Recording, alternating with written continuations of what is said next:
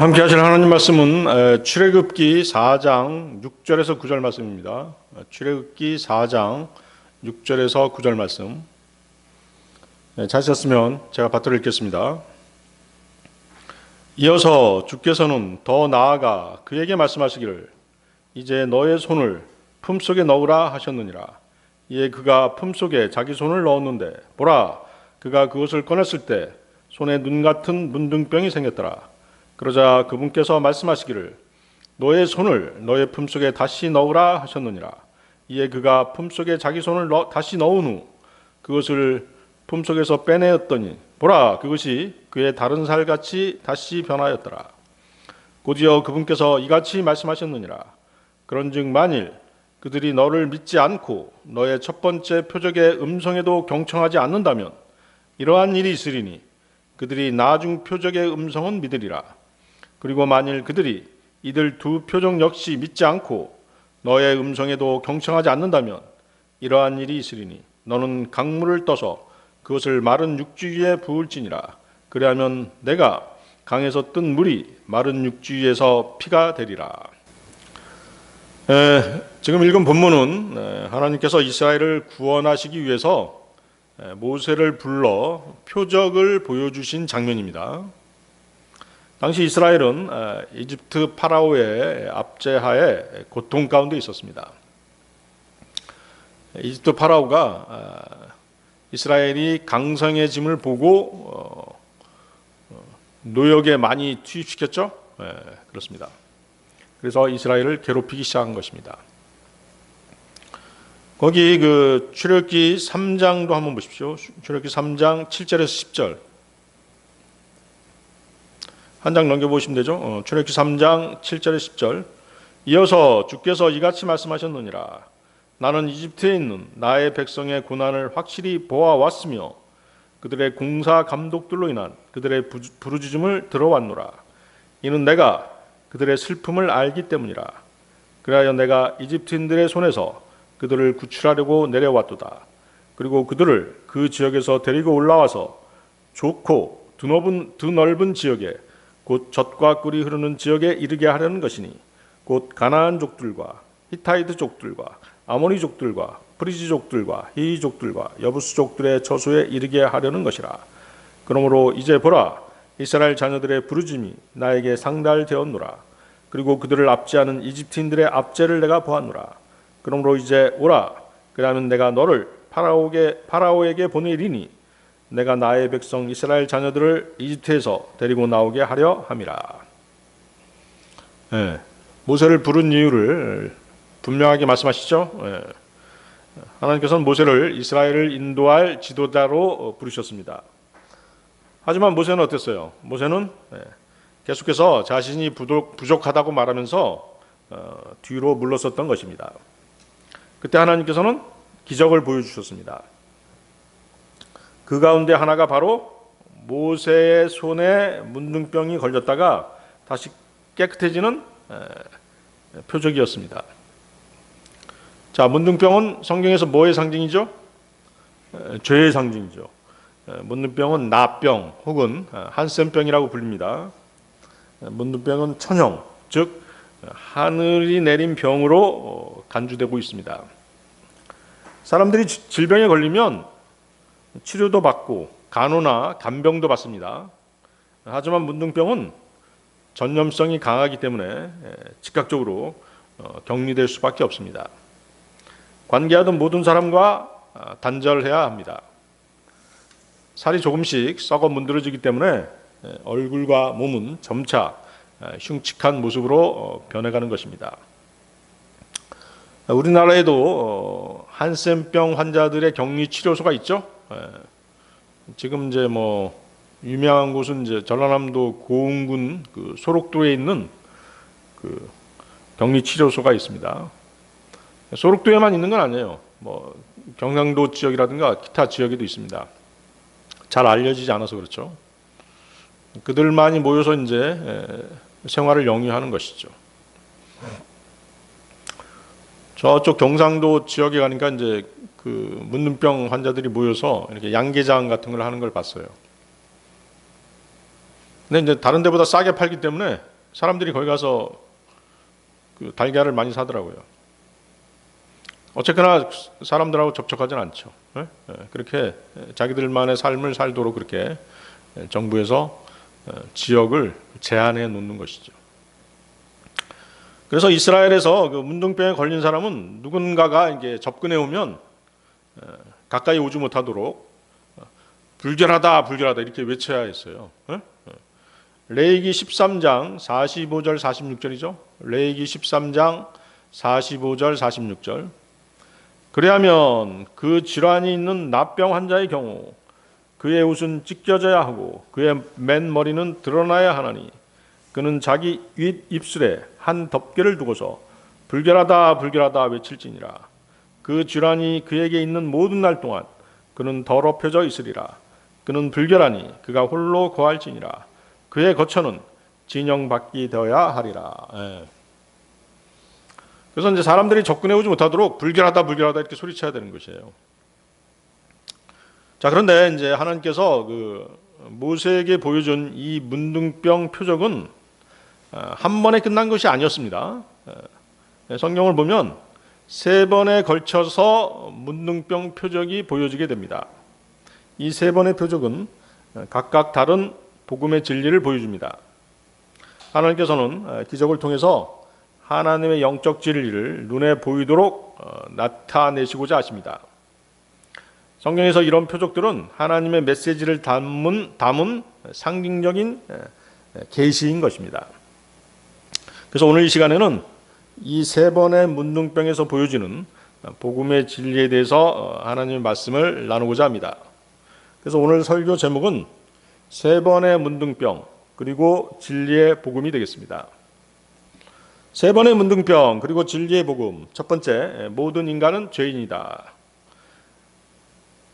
자, 하나님께서는 이 문둥병 표적을 가장 먼저 모세에게 보여주셨습니다. 그 출애굽기 4장 6절 7절 다시 보십시오. 출애굽기 4장 6절에서 7절 말씀 다시 찾아보세요. 이어서 주께서는 더 나아가 그에게 말씀하시기를 이제 너의 손을 품속에 넣으라 하셨느니라. 이에 그가 품속에 자기 손을 넣었는데 보라, 그가 그것을 꺼냈을 때 그의 손에 눈 같은 문둥병이 생겼더라. 그러자 그분께서 말씀하시기를 너의 손을 품속에 다시 넣으라 하셨느니라.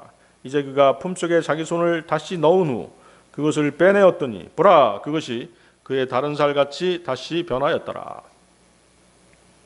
자, 성경은 여러 구절에서 문둥병에 걸린 사람을 보여줍니다. 그렇죠? 왜 문둥병을 이렇게 자주 보여주실까요? 바로 문둥병이 인간의 죄와 관련이 있기 때문인 것이죠.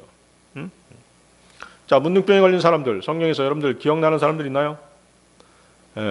모세의 영적 권위에 도전했던 미리암이 있죠. 그 다음에 아시리아의 장군 나아만, 그 다음에 그 엘리사의 종 게하시, 그리고 누가복음 17장을 보면 10명의 문둥병자가 나옵니다. 등등이 바로 뭐예요? 그 문둥병에 대한 예화가 되겠습니다. 그리고 어때요? 그 중에서 회복된 사람도 있죠. 그리고 회복되지 못한 사람도 있습니다. 죄 문제가 해결된 사람도 있고, 회복되지 못한 사람도 있는 것이죠. 출애굽해서 카나안 땅으로 향하는 이스라엘에게 가장 골치 아팠던 병이 바로 문둥병이었어요. 중동 지역의 그 풍토병이기도 했지만 이스라엘에게 또 가장 빈발하는 그런 병이 바로 문둥병이었죠. 이스라엘 사람들은 문둥병에 걸리면 누구에게 보였어요? 제사장에게 가서 그 문둥병을 보였습니다. 이스라엘 백성들이 생각하고 있는 문둥병은 바로 뭐였어요? 죄와 관련이 있다는 사실을 알고 있었어요. 그래서 제사장한테 가서 보인 것이죠. 하나님께서 표적을 보이실 때, 모세에게 표적을 보이실 때 가장 먼저 보이신 게 뭐예요? 문둥병이었잖아요. 문둥병을 보이신 이유가 뭐겠어요? 바로 누구의 죄? 모세의 죄를 드러내게 하신 것이죠. 그의 죄성을 드러내신 것이에요. 하나님께서는 사역자를 보내시기 전에 그 사람의 본질을 드러내게 하시는 것이에요. 모세의 손이 문둥병이 되었다는 것은 그가 죄인이며 모든 인간의 본성은 죄로 인해 부패되어 있음을 보여주신 것입니다. 그래서 문둥병 표적은 인간은 죄인이다라는 것을 드러내는 것입니다. 자, 하나님께서 손을 품속에 넣었다가 빼라고 하시잖아요. 품속이 바로 뭐예요? 마음이죠. 그렇죠? 인간의 행동을 상징하는 손은 마음과 자연스럽게 연결되어 있는 것이죠. 악한 마음을 품으면 악한 행동을 하게 돼 있잖아요. 그렇죠? 마가복음 7장 21절 23절입니다. 마가복음 7장 21절 23절. 이는 속에서 곧 사람들의 마음에서 악한 생각들과 간음들과 음행들과 살인들과 도둑질과 탐욕과 사악함과 속임수와 음란과 악한 눈과 신성모독과 교만과 어리석음이 나오기 때문이라. 이 모든 악한 것들이 속에서 나와 그 사람을 더럽히느니라. 그렇죠? 하나님께서 뭐라고 그랬어요? 지나가는 여자를 보고 음란한 마음을 품으면 뭐예요? 간음한 것이라고 말씀하셨잖아요. 죄 없는 게 아니에요. 상상으로 우리는 죄를 짓잖아요. 그렇죠? 상상으로 짓는 죄들이 더 아주 추악하죠. 우리는 막 살인도 하잖아요. 그렇죠? 상상으로. 그래서 로마서 3장 10절 12절은 뭐라고 말씀하십니까? 로마서 3장 10절 12절. 기록된 바와 같으니라 의로운 자는 없나니 없도다. 한 사람도 없도다. 이해하는 자도 없으며 하나님을 찾는 자도 없도다. 그들이 다 길에서 벗어났으며 함께 무익해졌도다. 선을 행하는 자가 없나니 없도다. 한 사람도 없도다. 그래서 우리가 거리에서 구령할 때 본인이 그 죄인이라는 사실을 아십니까? 이렇게 물어봤을 때 나 죄진 적 없어요 하는 사람들은 세상에서 가장 큰 거짓말쟁이죠. 죄인이 아니라고 하는 사람들은 진짜 거짓말쟁이에요. 죄인이 아니면 구원받을 이유가 없잖아요. 그렇죠? 모든 사람 다 죄인입니다. 모든 사람이 다 유죄죠. 단 한 사람도 외의가 없습니다. 모든 사람이 길에서 벗어나 쓸모없게 되었고 선을 행하는 자가 한 사람도 없다는 것이 하나님의 말씀인 성경의 결론입니다. 시편 39편 5절인데요. 시편 39편 5절은 이처럼 더럽고 악하며 무가치한 인간의 상태에 대해서 뭐라고 말씀하시냐면 진실로 자신의 가장 좋은 상태에 있는 모든 사람이 저마다 전부 헛될 뿐이다 라고 그렇게 말씀하고 계십니다. 또 인간이 제 아무리 의롭다고 해도 사람의 모든 눈은 더러운 누더기 같다라고 이사야서 64장 6절은 규정하고 있는 것입니다.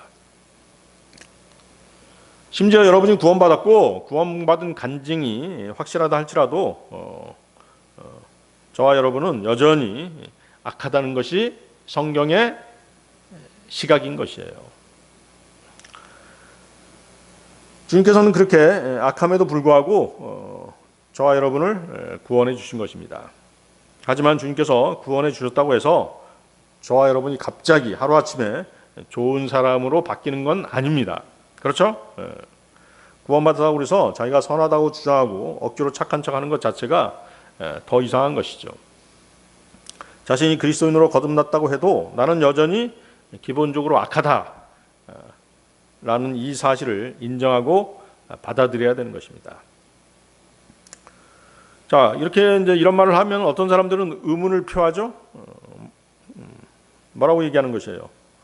세상에는 다른 사람들을 위해서 자신을 희생하는 수많은 사람들이 있지 않느냐. 저기 테레사 수녀 봐라. 헐벗고 가난한 사람들을 위해서 얼마나 오랫동안 전 생애를 바쳐서 희생하지 않았냐. 그런 훌륭한 사람도 있지 않느냐. 아프리카 우주에 가가지고 의술 활동을 펼치는 사람들이라든가 그들을 위해서 봉사하는 수많은 사람들이 있지 않느냐. 그런 사람들이 다 선량한 사람 아닌가요? 이렇게 물어보는 것이죠. 그러면서 이제 이런 사람들도 다 악하고 더럽고 무가치하다고 어떻게 말할 수 있단 말인가. 이렇게 의문을 표하는 것입니다.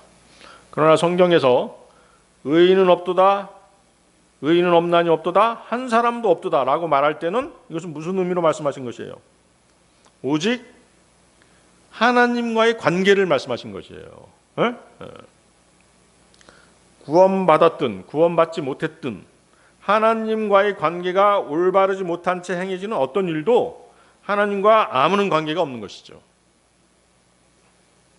따라서 영적인 의미에서 의롭지 못한 것입니다. 하나님이 인정하지 않으면 의롭지 않은 것이에요. 설사 어떤 사람이 그리스도인으로 거듭나서 인류를 위해 또 이웃을 위해 어떤 숭고한 삶을 살더라도 의롭다고 판단하시는 분은 오직 주님이라는 사실을 여러분들은 잊지 말아야 되는 것입니다. 하나님께서 정당한 의미를 부여하지 않으신 어떤 일이라면 그것이 제 아무리 숭고하다 할지라도 하나님과는 전혀 관계가 없습니다. 다시 말해서 그리스도인이 행하는 선한 일일지라도 하나님께서 인정하신 것이 아니라면 그것은 개인적이고 육신적인 동기에서 나온 것입니다. 그것은 주님과는 아무 상관없는 일들인 것이죠. 예를 들어서 성경 말씀과는 상관없이 자기만의 어떤 영역을 구축해놓고 복음을 전한다, 말씀을 전한다, 진리를 선포한다고 해도 그것은 주님과 아무런 상관이 없는 것이에요. 그것은 단지 자기 의이고 욕심이고 자기가 영광받고 싶어하는 종교놀이 또는 교회놀이가 될 수밖에 없는 것이죠. 주위에 보면 그런 사람들이 한둘이 아니잖아요. 순수하게 복음을 전한다면야 누가 뭐라고 하겠습니까? 오히려 하나님께 칭찬받은 일인 것입니다. 그러나 지옥교회하고 완전히 단절하고 마치 자기 영역인 것처럼 울타리를 치고 다른 지체들은 얼씬도 못하게 해놓고 말씀을 전한들 그것이 하나님께 영광 돌리는 일이겠느냐 하는 말입니다. 그는 지옥교회도 모르고 지옥교를 세우신 하나님의 뜻도 모르는 사람인 것이죠. 지옥교회가 있어야 우리가 그곳에서 하나님께 경배드릴 수 있죠. 교제할 수 있죠. 그곳에서 하나님의 말씀이 뿜어져 나오는 것이에요. 그 말씀을 통해서 우리가 씻음을 받잖아요. 그렇죠? 말씀을 통해서 우리가 양육되는 것이잖아요. 말씀을 통해서 우리가 삶의 소망을 갖게 되는 것이죠. 그렇죠? 그래서 지옥교회를 뭐라고 얘기하는 것이에요? 진리의 기둥과 터전이라고 말씀하시잖아요. 하나님께서 지옥교회를 세우신 이유가 있어요. 그런데 일부러 모른 채 하잖아요. 그렇죠? 그것은 하나님의 뜻하고는 아무런 관계가 없는 것이죠. 거기 11절 보세요. 로마서 3장 11절이네요. 그렇죠? 로마서 3장 11절. 이해하는 자도 없으며 하나님을 찾는 자도 없도다. 자, 이해하는 자가 없다는 것은 영적인 일들을 깨닫는 자가 없다는 뜻이죠. 사람들은 자기 만족을 위한 모든 것들을 눈감아 주실 아주 좋으신 하나님을 찾으려고 합니다. 자기가 무엇을 어떻게 믿든 자기가 믿는 바를 정당화시켜줄 하나님을 원하는 것이에요. 그러다 보니까 뭐예요? 별 희한한 예수가 많잖아요. 빨간 예수, 파란 예수, 노란 예수. 자기 입맛에 맞는 예수를 만드는 것이죠. 그러니까 해방신학이라든가 이런 것들도 바로 그렇게 기독교 정신을 이념화시켜버린 것이에요. 완전히 왜곡시켜버린 것이잖아요.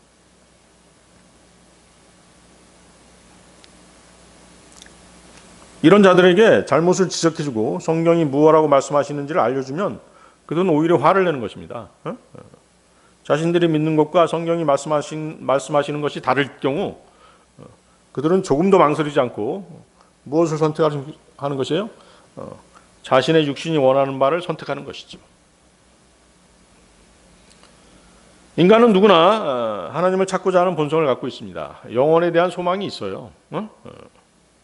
문제는 하나님을 찾되 자기 입맛에 맞는 하나님을 찾아 나선다는 것이죠. 바른 하나님의 말씀은 자신의 죄된 욕망을 억제시키기 때문에 그것이 싫은 것입니다. 이런 현상은 성경을 아예 모르거나 잘 모르는 사람에게는 나타나지 않습니다. 성경을 조금 알고 진리의 지식을 조금 아는 사람들이 그런 행동을 하는 것입니다.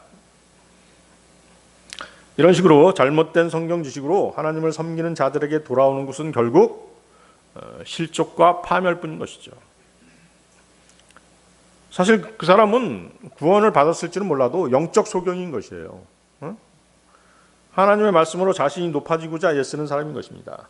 자신이 영광받는 것에 미쳐 있는 것이죠. 그는 자신도 구덩이에 빠지고 자신이 이끄는 사람도 구덩이에 밀어넣는 사람인 것이죠. 로마서 10장 2절 3절 말씀입니다. 로마서 10장 2절에서 3절 말씀. 이는 내가 그들에 대해 확증하노니 그들이 하나님께 대한 열심이 있으나 지식에 따른 것은 아니기 때문이라. 이는 그들이 하나님의 의에 대하여 무지한 채 그들 자신의 의를 확고히 세우려고 공들이면서도 하나님의 의에는 스스로 복종하지 않았기 때문이라. 이스라엘에 대한 말씀이지만 우리 그리스도인들에게도 해당되는 말씀인 것이죠. 이중으로 적용할 수 있는 말씀입니다. 마귀가 가장 좋아하는 유형의 사람이 어떤 사람인지 아세요? 자신이 높아지고 싶어하는 그런 사람인 것이죠. 그 사람은 마귀의 계략에 딱 걸린 사람입니다. 사람으로 하여금 자신의 육신의 욕망을 믿고 의지하게 만든 다음 결국은 그 사람의 뒤통수를 치는 것이 마귀의 계략인 것이죠. 마귀는 그 사람을 계속 높여줍니다. 계속 한없이 높여주죠. 그러다가 어느 순간 탁 떨어뜨려 버리는 것이죠. 그래서 추락하는 것은 날개가 있다 없다. 날개가 없죠. 마귀는 잘못된 길로 들어선 그 사람을 양팔을 벌려서 극진히 환대해 주는 것이에요. 그리고는 한동안 골탕 먹인 다음 결국 그를 파멸의 구렁텅이로 밀어 넣어버리는 것이죠. 그것이 마귀의 수법인 것이죠. 성경에서 의인으로 살았던 분은 딱 한 분이죠. 예수 그리스도. 바로 그분만이 의인이셨습니다. 우리 그리스도인들은 그분을 믿는 믿음으로 그분의 의를 전가받은 사람들인 것이죠. 로마서 7장 18절입니다. 로마서 7장 18절. 이는 내 안에 즉 내 육신 안에 선한 것이 전혀 거하고 있지 않음을 내가 알기 때문이라. 나에게 하려는 의지가 있으나 그 선한 것을 수행하는 방법을 내가 발견하지 못하노라. 자, 죄가 바로 우리 육신 안에 거하고 있는 것이에요. 죄는 육신을 통해서 발현되는 것이죠. 그래서 우리는 육신을 신뢰하면 안 되는 것입니다. 죄는 우리의 육신 안에 거하면서 그곳에서 활동합니다. 우리의 육신을 관장하고 있는 것이 바로 죄예요. 그렇죠? 그런데도 불구하고 내가 선하다 이렇게 주장하는 사람은 완전한 거짓말자인 것이죠. 그렇기 때문에 내 안에, 즉 내 육신 안에는 선한 것이 거하지 않습니다. 성경이 벌써, 하나님의 말씀이 벌써 결론을 내주고 있잖아요. 인간이란 육신 안에 선한 것이 거하지 않는 존재인 것이에요. 물론 우리 안에 내주하시는 성령님은 제외해야 되겠죠? 네, 그렇습니다. 이것이 바로 성경의 인간관인 것이죠. 내 안에, 즉 내 육신 안에는 선한 것이 전혀 거하고 있지 않음을 내가 알기 때문이라. 예. 이것은 인간의 육신이 단지 좋지 않다는 평가를 넘어서는 판단이죠. 인간의 육신 안에 선한 요소라고는 단 한 가지도 들어있지 않다라고 하는 전면적인 인간 부정인 것입니다. 인간에 대해서 철저하게 부정적인 시각으로 바라보는 것이 바로 성경인 것입니다. 그렇기 때문에 그리스도인은 자신의 육신을 포함해서 그러한 육신을 갖고 있는 인간에 대해서 성경과 마찬가지로 부정적일 수밖에 없는 것이죠. 그런데 세상 사람들 보세요. 목에 힘주고 고개 뻣뻣이 들고 세상에 잘난 사람이 자기밖에 없잖아요. 그렇죠?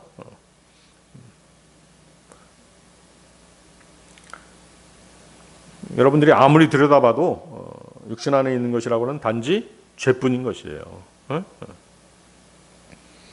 계속 보십시오. 로마서 7장 18절. 나에게 하려는 의지가 있으나 그 선한 것을 수행하는 방법을 내가 발견하지 못하노라.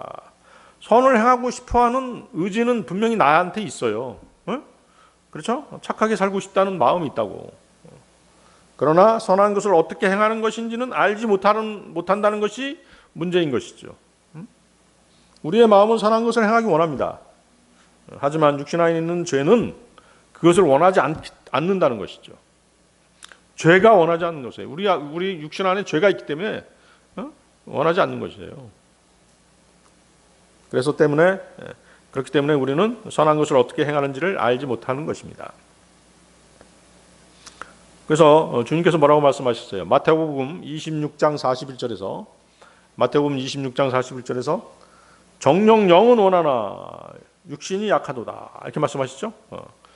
영은 원하지만 영은 착하고 선하게 살기를 원하지만 육신이 약하도다. 육신이 선한 것이 들어있지 않기 때문에 실행하지 못하는 것이죠. 자, 모세의 손이 문둥병이 들었다가 다시 품에서 꺼냈을 때 문둥병이 회복됐었죠. 자, 제일 처음에 문둥병에 걸린 그 사건, 손을 품속에 넣었다가 꺼냈을 때 문둥병이 걸린 그 사건, 바로 그것이 바로 뭐예요? 사람 안에 선한 것이 없다는 사실을 보여주는 표적인 것이죠. 바울이 로마서 7장 18절에서 말한 것처럼 인간의 육신 안에는 선한 것이 거하지 않는다는 것이죠. 스스로 고칠 능력도 없어요. 그래서 하나님께서 그 표적을 보여주신 이유가 뭐예요? 모세 너는 뭐다? 문둥병자다. 그 사실을 먼저 보여주신 것이죠. 모세의 손은 하나님의 명령에 따라 변했어요. 또 하나님의 말씀에 따라 회복되었습니다. 이것은 인간의 죄와 부패와 무능과 타락이 먼저 드러난 후에 그 회복은 누가? 오직 하나님께서 베푸시는 은혜로만 회복될 수 있다는 것을 보여주는 것입니다. 그래서 이 사건은 하나님께서 부르신 종을 그분의 은혜로 새롭게 하시고 그 다음에 들어 쓰신다는 것을 보여주는 표적인 것이죠. 그렇기 때문에 모세의 손이 회복된 것은 그가 선하기 때문이 아니었습니다. 하나님께서 베푸시는 은혜만이 정당하고 선하다는 증거였던 것입니다. 하나님의 일을 하는 것은 그 사람의 능력에 달려있지 않습니다. 자신이 하나님의 말씀에 순종하지 못하는 죄인임을 철저히 아는 데 있는 것이죠. 하나님은 쓰시기 전에 먼저 낮추시는 분이세요. 모세는 하나님 앞에서 하나님의 은혜가 아니면 회복될 수 없는 죄인이라는 사실, 자기 안에 선한 것이 없다는 사실을 먼저 배워야 했던 것이죠.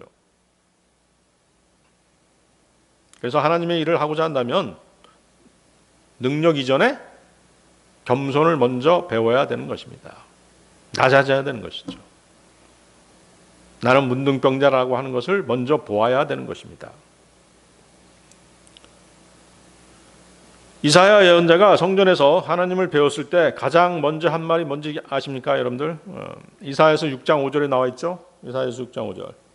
나에게 화로다. 이는 내가 망하였기 때문이요. 내가 불결한 입술을 가진 사람이며 불결한 입술을 가진 백성 한가운데 거하는 까닭이라. 이렇게 말했죠. 그래서 하나님을 만난 사람은 먼저 자신이 문둥병자라는 사실을 깨달아야 하는 것입니다. 세 번의 문둥병, 그리고 진리의 복음, 두 번째 사역자를 보내심. 자, 하나님께서는 그분의 일을 할 수 있는 사역자를 보내시죠. 사역자를 들어 쓰십니다. 여러분들 출애굽기 4장 27절 28절 보십시오. 출애굽기 4장 27절 28절.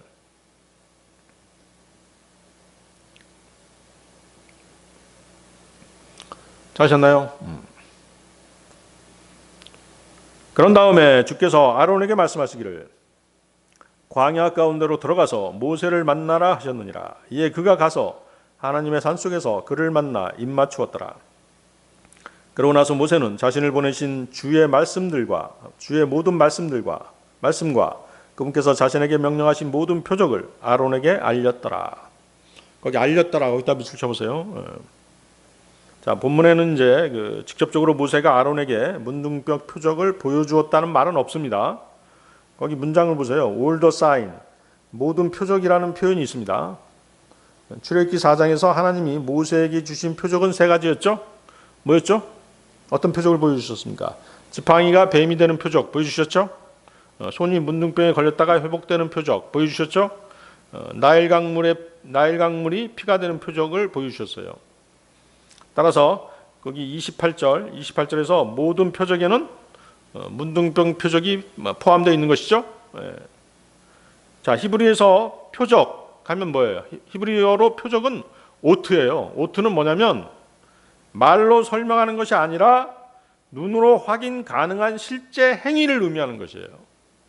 아시겠어요? 그래서 모세가 표적을 알렸다라는 것은 모세가 표적을 보였다라는 뜻인 것이죠. 아시겠어요? 그러니까 모세가 자기 형 아론을 만나서 뭘 보여준 거예요? 하나님께서 나에게 주신 이런 표적을 보여줬어. 그러면서 표적을 직접 시연해 보인 것이에요. 아시겠죠? 그것이 표적을 알렸다라고 이렇게 번역이 된 것이죠. 그래서 이제 표적을 본 아론은 동생인 모세를 따를 수 있게 된 것이죠. 이후 아론은 파라오 앞에서 대언자, 즉 대변인 역할을 하게 됩니다. 스포크스맨이죠, 스포크스맨. 그러므로 아론은 하나님의 말씀뿐 아니라 그 말씀을 확증하는 표적을 직접 보고 확신 가운데 행할 수 있었던 것입니다. 모세가 보여준 표적은 단순히 하나님의 뜻을 알리는 데 그치지 않았습니다. 아론이 하나님의 대언자로 준비되는 과정도 포함되어 있었던 것이죠. 아론이 모세가 행한 표적을 보았고 행했다는 증거는 출애굽기 4장 30절입니다. 여러분 출애굽기 4장 30절 한번 보세요. 그 밑에 출애굽기 4장 30절 보셨나요? 그리고 아론이 주께서 모세에게 이르신 모든 말씀들을 전하였고 백성의 목전에서 표적들을 행하였더라. 나오죠? 아론이 표적을 행했다고 나오잖아요. 아론이 이스라엘 백성 앞에서 직접 모세가 보여준 표적을 행했다라고 말씀하십니다. 이렇게 할 수 있었던 것은 그가 이미 표적을 눈으로 보고 경험했기 때문인 것이죠. 이는 하나님의 계시가 말씀이 있고 그 다음에 뭐가 있는 것이에요? 표적이 있고 그 다음에 하나님께서 그 사람을 사역에 들어쓰시고 이 진행 과정이 있는 것이에요. 말씀, 표적, 하나님의 사역. 순서가 있죠. 아론은 단순한 대변인이 아니었습니다. 하나님의 능력을 직접 눈으로 보고 확인한 증인이었습니다. 따라서 아론을 하나님께서 세우시고 표적을 행하게 하신 것이에요. 그리고 아론에게 사역을 맡기신 분은 누구시다? 하나님이시다는 것이 증명되는 것이죠. 자, 여러분들 여기 잡고 고린도후서 3장 5절 한번 보십시오. 고린도후서 3장 5절.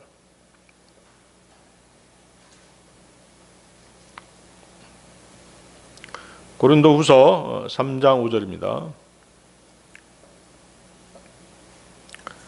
어떤 것이라도 우리 자신에게서 난 것처럼 생각할 만큼 우리 자신에게서 충분한 역량이 나오는 것이 아니니 다만 우리의 충분한 역량은 하나님에게서 나오느니라.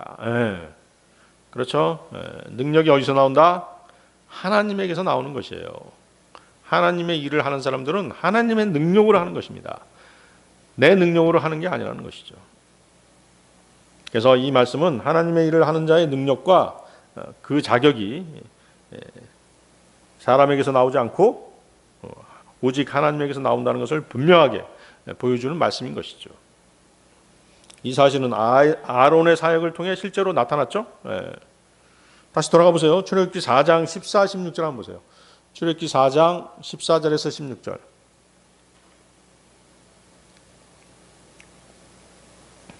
출애굽기 4장 14절에서 16절. 레위인인 아론이 너의 형제가 아니냐? 그가 말을 잘할 수 있음을 내가 아노라. 그리고 또한 보라, 그가 너를 만나려고 나오고 있노라. 그런즉 그가 너를 볼 때 마음속으로 반가워하리라. 그런즉 너는 그에게 이야기하고 그의 입안에 말들을 넣어주라. 그러면 내가 너의 입과 함께하며 그의 입과 함께할 것이요 너희가 해야 하는 것을 가르치겠노라. 그리하면 그는 백성에게 너의 대변인이 되리라. 그리하여 그가 너에게 입을 대신할 것이니 곧 그가 그리할 것이요 너는 그에게 하나님을 대신하리라. 자, 하나님께서는 사람들 앞에 서서 말하기를 두려워하는 모세 대신 누구를 세우세요? 아론을 세우시죠?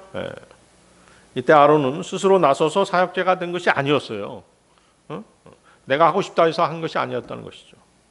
하나님께서 직접 선택하시고 보내신 것이죠. 그러니까 뭐예요? 하나님의 일을 하는 사역. 그 사역은 누구의 부르심이 있어야 된다? 하나님의 부르심, 콜링이 있어야 되는 것이에요. 아론의 사역은 개인의 재능이나 의지가 아니라 하나님의 주권적인 결정에서 비롯된 것입니다. 자신이 스스로 사역자가 되겠다 또는 어떤 사람이 누구를 사역자로 보내고 안 보내고가 아니라는 것이죠. 그것은 잘못된 것이죠. 하나님이 그 사람을 들어 쓰시겠다라고 부르신 것이 사역자를 판별하는 기준인 것이죠. 그래서 부르심을 받은 사람은 자기가 어느 순간에 어떻게 부르심을 받았는지 알 수가 있어요, 사실은. 근데 이제 잘 간증하지 않으려고 하죠. 괜히 교만하게 생각할까봐 얘기 잘 안 하죠. 그렇죠?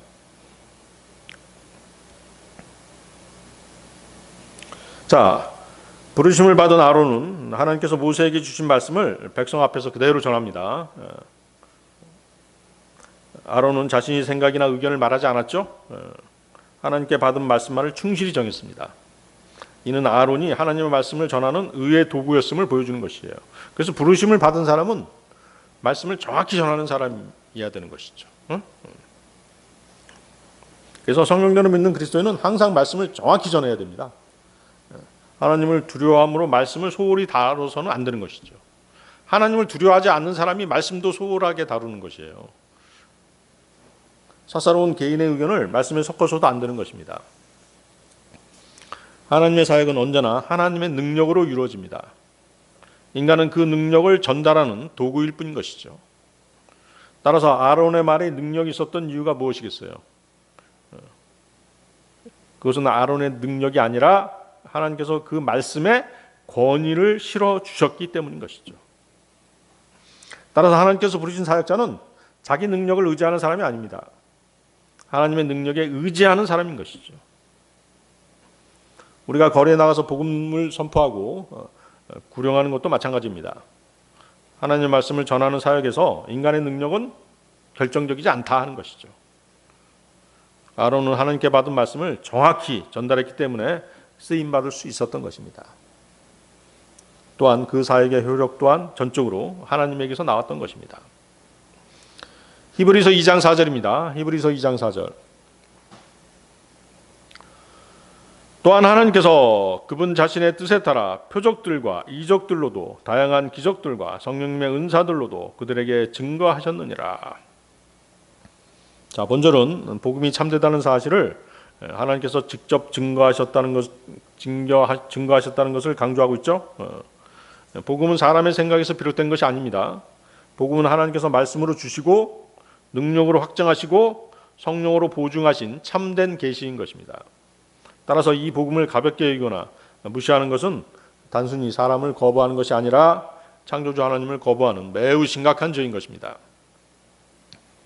자, 아론의 사역은 그의 의지에서 비롯된 것이 아니었습니다. 하나님께서 시작하시고 하나님께서 능력을 주시고 하나님께서 이루신 사역이었던 것이죠. 하나님의 일을 감당하는 모든 사역자의 만족과 능력은 오직 하나님께서 온다는 사실을 아론의 일을 통해서 우리는 분명히 알게 되는 것입니다. 참된 사역은 인간의 재능이 아니라 하나님의 능력으로 세워지는 것입니다. 베드로는 그 성전, 미문, 아름다운 문이죠. 미문에서 그 안진뱅이를 일으키는 기적을 사람들에게 보여줍니다. 그래서 안진뱅이를 일으킨 다음에 뭐라고 얘기해요? 사도행전 3장 12절인데요. 사도행전 3장 12절.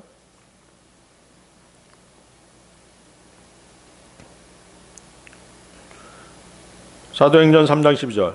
너희 이스라엘 사람들아, 어찌하여 너희는 이 일에 놀라워하느냐? 혹은 마치 우리가 우리 자신의 권능이나 거룩함으로 이 사람을 걷게 하기라도 한 듯이 어찌하여 너희는 우리를 그렇게 열렬하게 바라보느냐? 베드로가 말했죠. 안진뱅이를 일으킨 것은 내 능력이 아니다. 이렇게 말하고 있는 것이죠. 사도행전 3장 16절입니다. 그 밑에 사도행전 3장 16절. 그분의 이름에 대한 믿음을 통하여 그분의 이름이 이 사람을 강건하게 하였으니 너희가 그를 보고 아느니라. 진정 그분에 의한 믿음이 너희 모두 앞에서 그를 이렇듯 완전히 낫게 하였도다. 베드로는 안진뱅이를 일으킨 기적이 자신의 능력이 아니라고 말하고 있죠. 그리고 또 그 기적을 바라보지 마라. 그 기적을 행하신 하나님을 바라봐라. 이렇게 주장한 것입니다. 세 번의 문둥병 그리고 진리의 복음. 세 번째, 죄인이 정결케 됨. 죄인이 정결케 됨. 여러분들 출애굽기 4장 29절 31절 보십시오. 출애굽기 4장 29절 31절.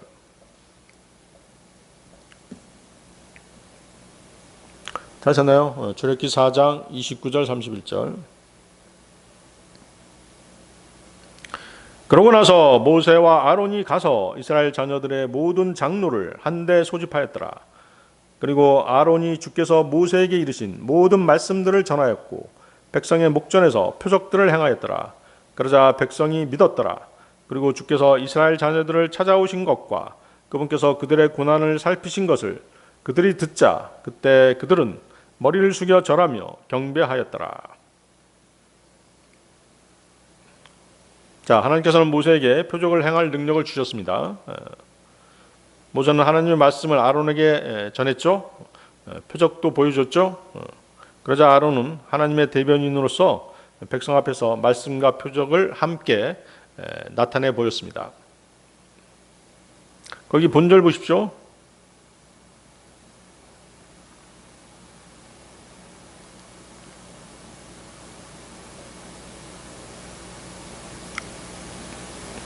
거기 보세요. 거기 아론이 주께서 모세에게 이르신 모든 말씀들을 전하였고 백성의 목전에서 표적들을 행하였더라. 이렇게 나오잖아요. 모세가 표적을 행한 것이 아니라 누가 행했다고 나와요. 아론이 행한 것이라고 나오죠. 그래요. 아론은 그렇게 대변인 역할을 하면서 표적도 행했던 것이에요. 전하였고 거기 보세요. 전하였고 행하였더라의 주어가 다 뭐예요? 모두 아론이죠. 아론은 단순히 모세의 말만 대신한 것이 아니었습니다. 기적까지도 표적까지도 대행하는 임무를 맡았던 것이죠. 이후에도 아론은 그 이집트에 내린 10가지 재앙이 있었잖아요. 그 중에서 3가지 재앙을 아론이 행하게 돼요. 모세를 통해서 10가지 재앙을 내리셨잖아요. 그렇죠? 그 중에서 이제 그 출애굽기 7장 19절에 물을 피로 바꾸는 그 표적, 또 출애굽기 8장 5절에 개구리 재앙, 출애굽기 8장 16절에 이의 재앙, 이 3가지는 이제 아론이 행하게 되죠. 그래서 여러분들이 이제 알아야 될 건 모세만 표적을 행한 것이 아니었다. 아론도 표적을 행했다는 것을 여러분들이 기억하시기 바랍니다. 그래서 이제 아론이 행한 기적을 본 이스라엘은 그 전에는 이제 그 모세를 거부했었잖아요. 그렇죠? 그러다가 이제 그 표적을 보고 모세를 하나님이 보낸 사람으로 인정하고 받아들였던 것이죠. 물론 아론도 마찬가지죠. 이때부터 유대인들은 무엇을 구하는 민족이 됐어요? 표적을 구하는 민족이 됐어요. 표적을 보지 않으면 믿지 않는 민족이 된 것이죠. 그래서 고린도전서 1장 22절은 뭐라고 말씀하십니까? 고린도전서 1장 22절. 유대인들은 표적을 요구하고 헬라인들은 지혜를 추구하기 때문이라.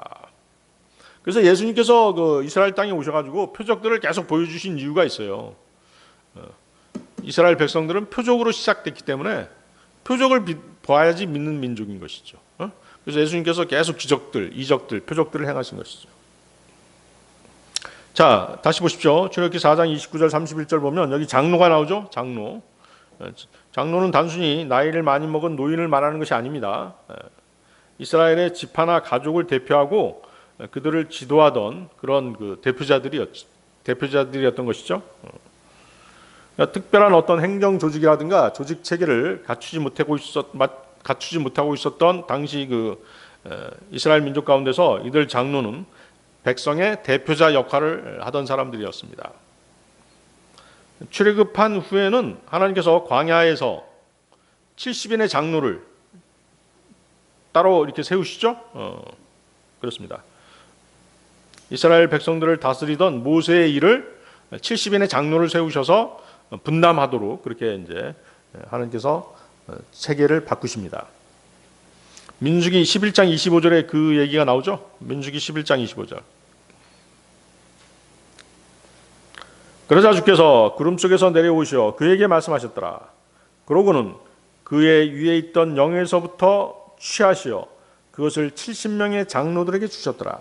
그러자 이러한 일이 있었으니 그 영이 그들 위에 안식하자 그들이 예언하였으며 그치지 아니하였더라. 자, 모세가 이스라엘 전체를 대표하는 장로들을 소집했습니다. 그들에게 자신이 호렙산에서 받았던 하나님의 말씀을 전했습니다. 그리고 그들에게 표적을 보여준 것은 곧 이스라엘 백성 전체에게 보여준 것과 같았던 것이죠. 거기 29절 보십시오. 자, 모세와 아론이 장로들을 불렀다고 했고 본문에는 아론이 백성 앞에서 표적을 행했다라고 기록하고 있습니다. 그래서 이스라엘 장로들이 백성들을 대표하고 있고 또한 그 백성의 장로들이 한 사람도 빠지지 않고 모두 기적을 행하는 자리에 참석했기 때문에 이스라엘 장로들을 이스라엘 자녀들이라고 표현하고 있는 것이죠.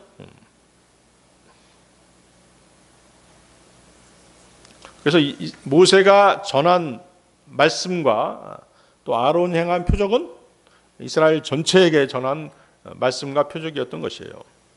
거기 31절 보십시오. 31절.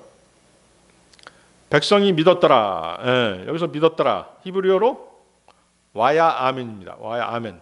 아멘이란 말 우리 쓰잖아요. 그렇죠? 우리가 기도 마칠 때 쓰는 아멘과 같은 의미입니다. 믿었더라.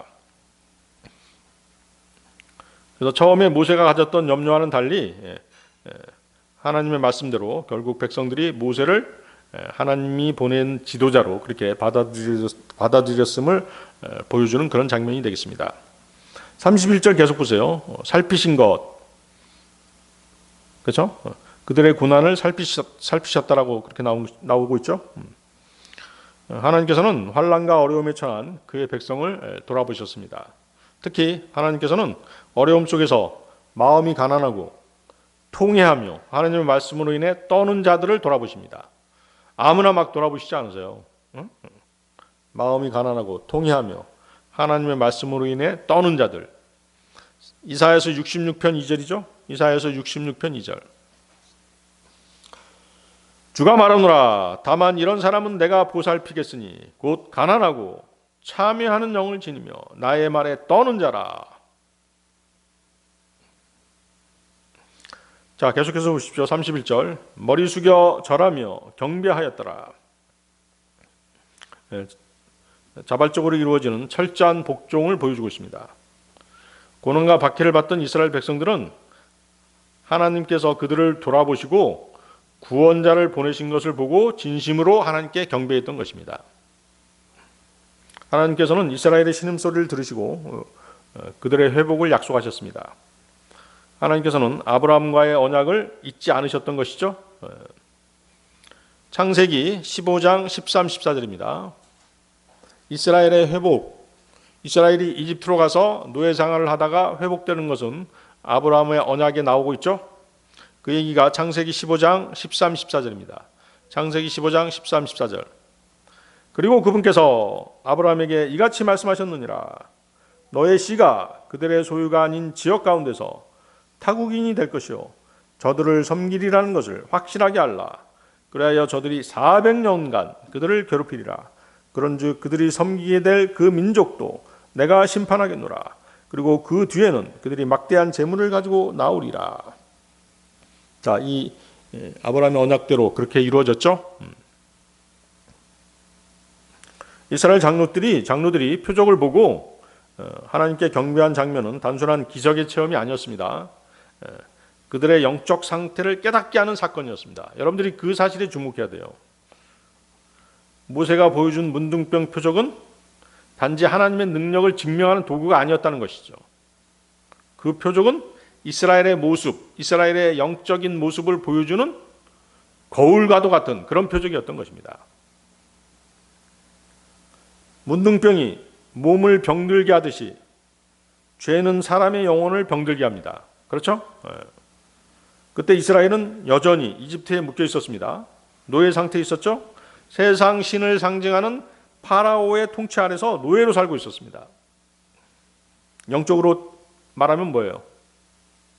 사탄, 세상 신인 마귀 아래서 매여 있는 그런 상태였던 것이죠. 마귀에게 볼모로 잡힌 게 뭐 때문에 볼모로 잡힌 것이에요? 마귀에게 왜 볼모로 잡히는 것이죠? 바로 죄 때문에 그런 것이죠. 바로 그거예요. 그래서 문둥병 표적을 보여준 것이에요. 모세에게도 문둥병 표적을 보여주고 또 백성들에게도 문둥병 표적을 보여준 것이에요. 너희 상태가 바로 뭐다? 문둥병 상태에 있다. 그 상태에서 하나님께서 너희를 구원하시고자 오셨다. 그 말씀을 전한 것이란 말이에요. 아시겠죠? 그래서 문둥병 표적은 두 가지를 함께 보여준 것이죠. 하나는 죄로 병든 인간의 모습이고 다른 하나는 그 병을 고치실 수 있는 분은 오직 하나님 한 분뿐이시다. 하나님의 능력을 보여준 것이에요. 그렇죠? 문둥병 제일 처음에 품속에 꺼냈을 때 문둥병에 걸렸고 다시 품속에서 꺼내서 손을 보니까 문둥병이 회복됐잖아요. 그렇죠?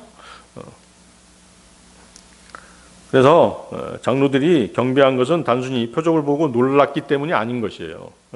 하나님만이 자신들을 이집트의 압제, 즉 죄와 속박에서 구원하실 수 있다는 사실을 인정했기 때문인 것이죠. 그래서 이 그림은 신약에서 더욱 분명해집니다. 예수님께서 문둥병자를 고치신 것은 단순한 병고침이 아니었습니다. 죄로 병든 인간을 깨끗하게 하시는 구원의 능력을 보여주신 것입니다. 출애굽기의 표적이 하나의 예표라면 신약 복음서에서의 예수님의 치유는 그 그림의 완성이라고 할 수 있는 것이죠. 여러분들 마태복음 한번 보세요. 마태복음 한번 찾아보세요. 마태복음 8장 2절에서 3절. 마태복음 8장 2절에서 3절 말씀.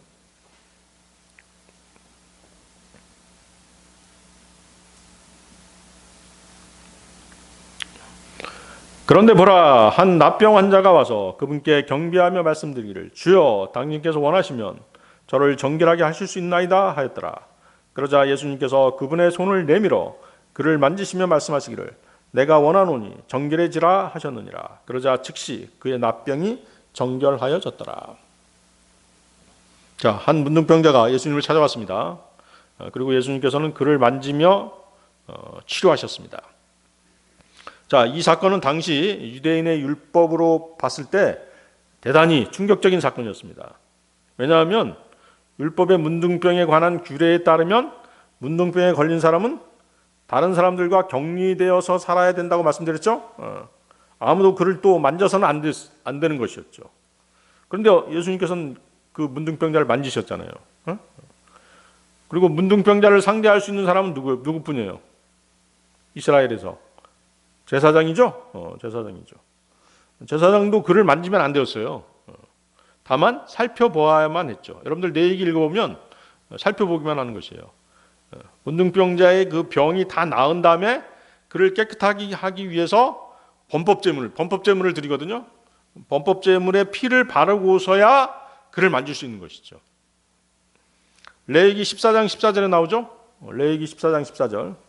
그리고 제사장은 그 범법제물의 피의 일부를 취할지니 제사장은 그것을 정결하게 될 자의 오른쪽 귓과 그의 오른쪽 엄지손가락 위와 그의 오른쪽 엄지발가락 위에 바를지니라. 그래서 문둥병은 죄의 한 유형입니다. 죄와 연관해서만 설명할 수 있는 병인 것이죠. 첫 번째, 문둥병은 하나님만이 고칠 수 있는 병입니다. 죄도 하나님만이 제거하실 수 있잖아요. 그렇죠? 두 번째, 문둥병은 검사하지 않으면 번지기 때문에 발병한 후에 7일 안에 검사해서 제사장에게 보여야 합니다. 죄도 어때요? 죄도 지속적으로 점검하지 않으면 번지죠. 예. 죄는 지을 때마다 바로 자백해서 해결해야 되는 것입니다. 세 번째, 문둥병은 집과 의복에도 감염될 수 있는 그런 병이에요. 죄는 자신뿐만 아니라 주위 사람들에게도 전염될 수 있는 것입니다. 네 번째, 문둥병을 깨끗하게 하기 위해서는 피의 제사가 요구됩니다. 죄 문제를 해결하기 위해서는 반드시 피의 속죄가 필요했죠. 구약시대는 동물의 피로 죄를 가릴 수 있었죠. 신약시대에는 예수 그리스도의 단번 속죄로 죄를 완전히 제거할 수 있었던 것입니다. 예수님께서는 피 없이 문둥병자를 만지심으로써 율법을 깨트린 것처럼 보입니다. 마태복음 8장 2절 3절.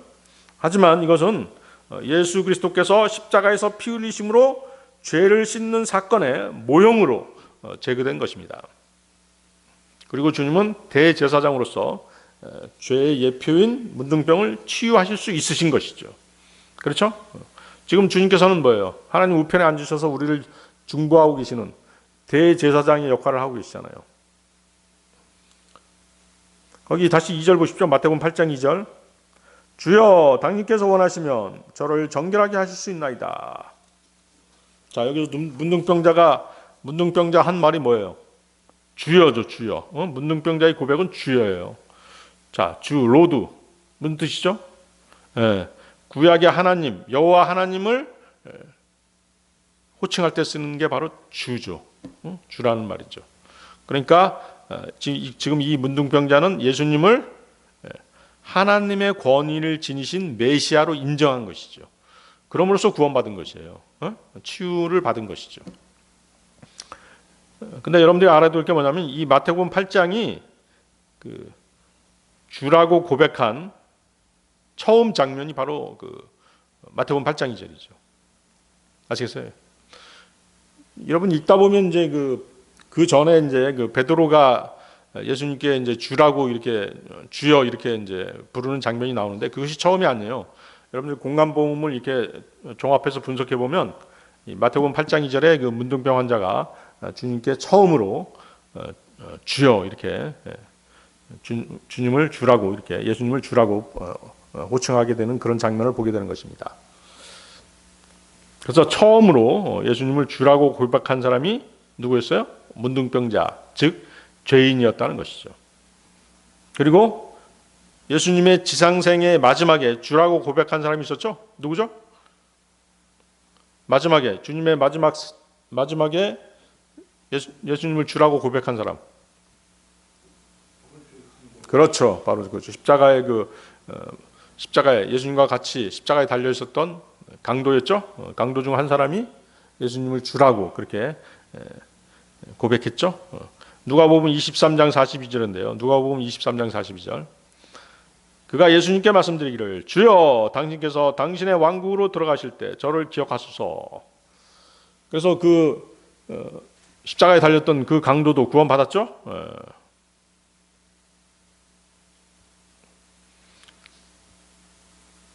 예수 그리스도께서는 문둥병자를 만지실 수 있으셨습니다. 깨끗게 하실 수 있으셨습니다. 그 이유는 그분께서 세상 죄인들의 질고 슬픔, 허물, 죄악과 징계뿐만 아니라 그들의 연약함과 질병을 짊어지기 위해 오셨기 때문인 것이죠. 마태복음 8장 17절도 보십시오. 그 밑에 마태복음 8장 17절. 마태복음 8장 17절. 이는 예언자 이사야에 의하여 언급된 것이 성취되게 하려 하심이라. 말씀하시기를 그분께서 친히 우리의 병약함을 가져가셨으며 우리의 병들을 짊어지셨도다 하신 것이라. 그래서 예수님이 보여주신 기적은 구원의 그림을 보여주는 표적입니다. 문둥병자가 즉시 깨끗하게 된 것은 문둥병자가 즉시 깨끗하게 된 것처럼 죄인도 그리스도를 통해 즉시 의롭다함을 얻는 것입니다. 모세와 아론의 문둥병 표적은 죄로 병든 백성을 하나님께서 정결케 하시는 것이 그 목적이었던 것이죠. 여러분들 그 누가복음 17장 보면 10명의 문둥병자가 나오죠. 그들이 어때요? 예수님을 찾아왔어요. 그래서 어떻게 했어요? 그들이 다 고침을 받았죠? 고침을 받았는데 예수님을 다시 찾아온 사람은 몇 사람이었어요? 한 명이었죠. 그렇죠? 이유가 있죠? 그것이 뭘 예표하는 것이에요? 주님께 돌아와 감사한 그 한 명의 문둥병자는 육신의 문둥병 치료뿐만 아니라 그의 혼까지 구원받게 된 사람인 것이죠. 그래서 복음은 단순한 병고침이 아닙니다. 완전한 정결과 혼의 구원과 거듭남인 것입니다. 자, 오늘 설교의 결론입니다. 여러분들이 이제 오해하지 말아야 될 것이 있어요. 그것이 출애굽기 4장 21절인데요. 여러분들 출애굽기 4장 21절 한번 보십시오. 자, 지금까지 모세와 아론이 3번의 문둥병 표적을 보여줬다고 말씀드렸죠. 출애굽기 4장 21절 보셨나요? 그러고 나서 주께서 모세에게 이같이 말씀하셨느니라. 내가 가서 이집트로 되돌아갈 때면 너는 주의하여 내가 너의 손안에 둔 그 모든 이적들을 파라오 앞에서 행하라. 그러나 내가 그의 마음을 완악하게 하리니 그는 백성을 가게 하지 아니하리라. 자, 어떤 사람은 이 구절을 통해서 모세와 아론이 4번의 문둥병 표적을 행했다 이렇게 주장하거든요. 그러나 그것은 틀린 주장입니다. 모세가 파라오 앞에서 문둥병 표적을 행했다는 기록은 성경 어디에도 없습니다. 출애굽기 4장 21절은 문둥병 이적을 포함한 모든 권능이 모세에게 위임된 것을 말하는 장면인 것입니다. 그러나 그 위임이 곧 문둥병의 기적을 파라오 앞에서 실제로 행했다는 뜻은 아니라는 것이죠. 성경 기록에 따르면 문둥병 이적은 이스라엘을 위한 표적이지 그 파라오 앞에서 집행된 표적이 아니었습니다. 그래서 여러분들 오해 없으시기 바랍니다. 모세와 아론이 문둥병 기적을 행한 것은 몇 번이다? 3번이다는 것이죠. 아시겠죠? 4번이 아닙니다. 자, 모세의 손이 보여준 문둥병은 복음의 축소판이었습니다. 문둥병은 인간의 죄를 상징한다고 말씀드렸습니다. 모세의 손이 회복된 것은 하나님의 은혜를 상징하는 것이죠. 그렇죠? 자신이 죄인임을 깨닫고 하나님의 은혜를 깨닫고 그렇죠? 그리고 예수님을 믿으면 구원받는 것이에요. 3번의 반복된 문둥병 표적, 문둥병이 한 번이 아니라 3번 반복됐죠? 이것은 무엇을 상징하는 건가요? 모든 세상 사람들이 반드시 복음의 메시지를 들어야 된다는 것을 상징하는 것이죠. 이 복음의 그림은 신약에서 예수 그리스도 안에서 완성되었던 것입니다. 고린도후서 5장 21절인데요. 고린도후서 5장 21절. 이는 하나님께서 죄를 전혀 모르셨던 예수님을 우리를 위하여 죄가 되게 하셨기 때문이니 우리로 하여금 그분 안에서 하나님의 의가 되게 하려 하심이라. 자, 모세의 문둥병은 죄인인 누구의? 우리의 모습이었습니다. 그렇죠? 우리는 문둥병자였지만 예수님께서 대신 죄인이 되심으로써 우리가 깨끗함을 받게 된 것입니다. 모세의 깨끗해진 손은 십자가로 말미암아 의롭게 된 우리의 모습이었습니다. 문둥병자였다가 깨끗해진 것은 하나님의 은혜였습니다. 깨끗해진 그 손으로 이제 우리는 구주이신 예수님을 섬기도록 부름받은 것입니다. 다 같이 기도하시겠습니다.